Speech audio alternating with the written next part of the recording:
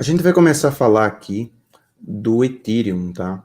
Ethereum é uma das tecnologias mais importantes, que foi a tecnologia que levou o conceito de blockchain a um outro patamar. O objetivo do Ethereum foi criar uma plataforma onde a gente pudesse rodar aplicações descentralizadas, que foi isso que deu relevância em outro potencial a essa nova era de aplicações e serviços na internet que a gente está vendo. O Ethereum ele foi concebido em 2014, certo? 2013 já havia algumas discussões lá, mas 2014 foi que isso ganhou mais relevância, por um grupo de pessoas, tá? Um grupo de profissionais que já estavam todos envolvidos com o Bitcoin. E o mais conhecido desses criadores do Ethereum foi o Vitalik Buterin, tá? Que é esse canadense aqui, um menino que na época, quando ele começou a liderar, tá? Ele foi o principal líder do Ethereum. Ele tinha 19 anos, tá? Era super novo. E foi ele todo líder, né? Por trás do Ethereum ter virado o que é que virou. Já era envolvido com Bitcoin, tinha fundado uma revista chamada Bitcoin Magazine, já era uma liderança com 19 anos apenas, uma liderança no ecossistema de Bitcoin. E só que como ele era um garoto, tá, ele não tinha capacidade técnica para desenvolver a plataforma, mas o objetivo foi ele, o visionário por trás do Ethereum. Ele queria, olha, Bitcoin, ele permite que a gente consiga fazer transações de criptomoedas, tá? Bitcoin é um blockchain, é um ativo que ele é imutável, que você é dono dele e você pode transferir de forma descentralizada para outras pessoas pela internet. E qual era a ideia por trás do Ethereum? Era que ele pudesse rodar também em aplicações, tá? Bitcoin é uma aplicação por si só, mas o objetivo do Ethereum era que você pudesse criar outras aplicações que tecnicamente a gente falava-se na época, tá? Que era permitir rodar scripts, tá? Para você ir além do que o Bitcoin era, né? Em computação a gente chama isso de ser uma máquina Turing Complete, tá? Turing Complete significa qualquer programa possível de ser escrito, ele pode ser escrito e rodar no Ethereum, tá? Nessa tecnologia. O conceito era revolucionário para a época, mas obviamente, como era um menino de 19 anos, ele não tinha conhecimento, expertise técnica para liderar um projeto tão complexo computacionalmente como esse. E aí ele se juntou com alguns dos maiores gênios em computação da época, que estavam envolvidos com o desenvolvimento do Bitcoin. E aí vale destacar duas dessas pessoas, tá? O Gavin Wood, que é a liderança técnica, que depois criou um projeto super relevante chamado Polkadot, que a gente vai falar também, um dos maiores blockchains, tá? E um outro cofundador do Ethereum foi esse aqui, que é o Charles Hoskinson, tá? O Charles Hoskinson foi a pessoa que depois saiu do Ethereum também e fundou uma outra plataforma de blockchain chamada ADA. Os três começaram juntos, mas depois os três viraram concorrentes, aí buscando ser o criador da plataforma de internet do futuro, certo? Que o objetivo de uma plataforma de blockchain é exatamente esse, é descentralizar toda a internet, todos os serviços online.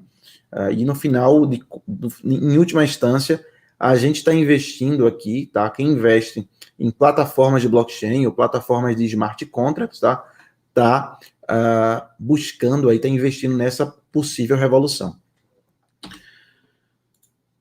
Então, ó, vamos lá. O que é Ethereum, tá? Ethereum é uma blockchain. Qual é o objetivo dessa blockchain? Rodar aplicações descentralizadas. Algumas vezes a gente chama também essas aplicações descentralizadas de smart contracts, tá? São sinônimos.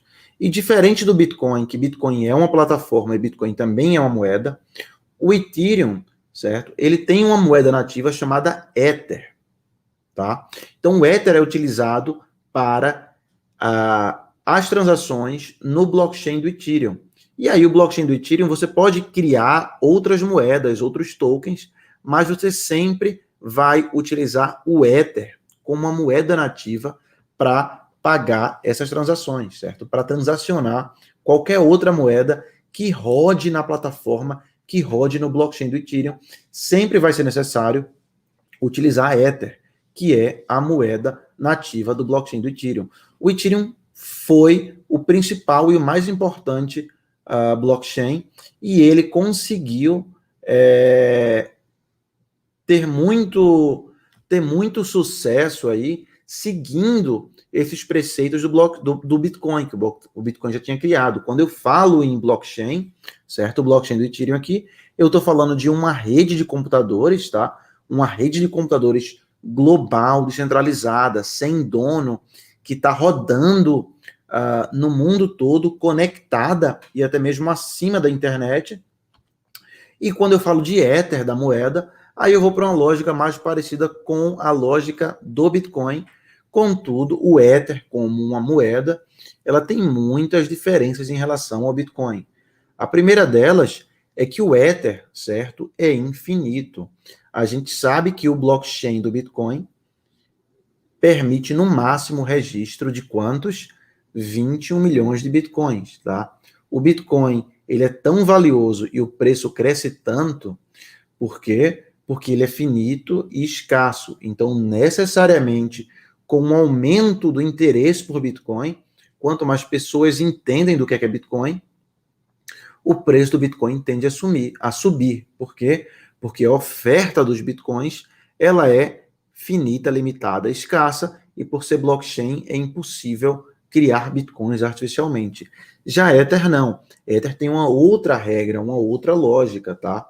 Então os Ethers, eles são infinitos, tem discussões de mudar, a comunidade pode resolver mudar, mas hoje o Ether é infinito, e o Ether, ele sofre uma inflação de 2 Ethers a cada 15 segundos aproximadamente, certo? Então, enquanto eu estou falando aqui, a cada 15 segundos aproximadamente, os mineradores, eles inflacionam a economia em 2 Ethers adicionais, tá? Então, assim, embora o Ether seja infinito, a quantidade de Ethers que circula num dado momento, ela é limitada, certo? A gente consegue ver aqui, ó, em sites especializados, como o próprio CoinMarketCap, quantos Ethers existem agora, ó, em circulação, certo? Então, no momento aqui que eu estou mostrando esse conteúdo para vocês, existem aproximadamente 117 milhões de Ethers circulando. Além disso, a gente também pode ver aqui, ó, a curva de emissão de novos Ethers. Então, eu estou aqui num site de dados sobre Ethereum, tá? Um Blockchain Explorer do Ethereum, chamado Etherscan, e vim aqui em um gráfico, ó, que mostra a emissão de novos Ethers. Então, desde que a rede começou, em 2015, a gente tinha o total ali de 72 milhões de Ethers, que esses Ethers já foram pré-minerados, e por dia, ó, havia um acréscimo, ali você vê ali embaixo no total, ó, havia um acréscimo de aqui 39 mil Ethers por dia, tá? E aqui, ó, a gente vai vendo que com o passar do tempo, a quantidade de novos Ethers sendo emitidos diariamente vai diminuindo. Então, em 2018, foi para 20 mil Ethers por dia, vai caindo 13 mil. Estou pegando aqui, esse gráfico vai mostrando dia a dia, tá? A quantidade de novos Ethers sendo emitidos. E isso foi caindo, e a gente tem hoje ali, ó, aproximadamente, ó, no dia aqui, ó, no 8 de setembro, poucos dias atrás, foram emitidos ali apenas 450 Ethers, tá?